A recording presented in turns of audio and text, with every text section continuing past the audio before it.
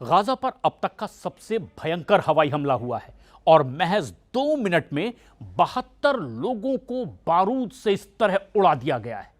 Israeli सेना यानी कि आईडीएफ का दावा है कि गाजा सिटी के सबरा इलाके में एक टारगेटेड हमला किया गया, एयर स्ट्राइक की गई और हमास का टॉप कमांडर हकाम मोहम्मद ईसा इसमें मार गिराया गया है। आईडीएफ ने कहा है कि अल इसा 7 अक्टूबर को 2023 में हुए इस हमले का मास्टरमाइंड था और गाजा में हमास के लड़ाकों को यह ट्रेनिंग देता था। यह इसका मेन काम था। वो हमास के सैन्य विंग के संस्थापकों में से एक माना जाता है। और उधर इजरायली सेना ने कहा है कि टॉप कमांडर हकाम मोहम्मद ईसा हमास की सैन्य ताकत बढ़ाने का काम करता था और यह हमास की एक बड़ी ताकत था। आईडीएफ ने कहा है कि हकाम मोहम्मद ईसा की वायु और नौसेना हमलों की योजना में बहुत बड़ी भूमिका थी। बताया यह भी गया कि हकाम ईसा हमास के जनरल सिक्योरिटी काउंसिल का सदस्य था और ट्रेनिंग हेडक्वार्टर का प्रमुख भी था। अल कसम ब्रिगेड के मिलिट्री एकेडमी का सह संस्थापक भी यही था।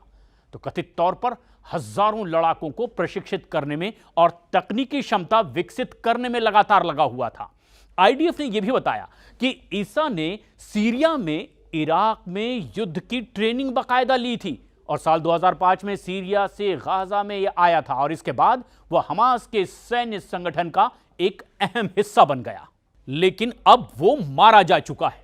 गाजा के स्वास्थ्य मंत्रालय के मुताबिक अक्टूबर 2023 में शुरू हुए इजराइल के गाजा युद्ध में अब तक कम से कम 56,412 लोगों की जान जा चुकी है। 1,33,054 लोग इन तरह के युद्ध में घायल भी हुए और इन आंकड़ों को तो काफी कम बताया जा रहा है। हकीकत में गाजा में 1 लाख से ज्यादा लोग अब तक मारे जा चुके हैं, ऐसा कई मीडिया रिपोर्ट्स के अनुसार द्वारा दावा किया जा रहा है। और अब आप ये भी जान लीजिए कि गाजा में हुए ताजा हमले में आखिर कितनी भयंकर बर्बादी हुई है।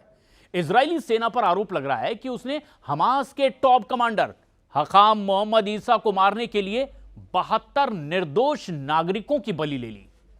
इजरायली सेना का दावा यह है कि दरअसल टॉप कमांडर हकाम मोहम्मद ईसा ने फिलिस्तीन के शिविर के बीचों बीच अपना एक अड्डा बनाकर रखा हुआ था और इसकी वजह से टॉप कमांडर हकाम मोहम्मद ईसा के साथ कुछ आम फिलिस्तीनी भी इस बड़े हवाई हमले में मारे गए हैं।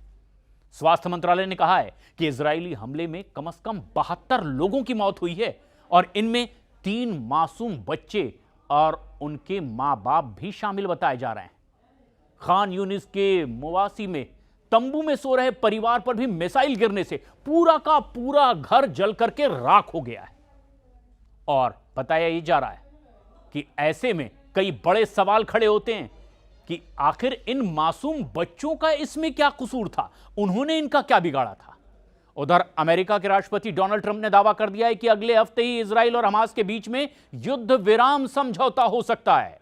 ट्रंप ने कहा है कि हम गाजा की स्थिति पर बहुत तेजी से काम कर रहे हैं और इसमें पूरी मदद की कोशिश की जा रही है अमेरिका की ओर से कि हालात जल्द से जल्द यहां पर सामान्य हो जाएं। लेकिन जो ताजा खबर आ रही है उसके मुताबिक अब इजराइल और हमास के बीच युद्ध विराम बहुत जल्द हो सकता है और ऐसे में यह एक बहुत बड़ी खबर भी है।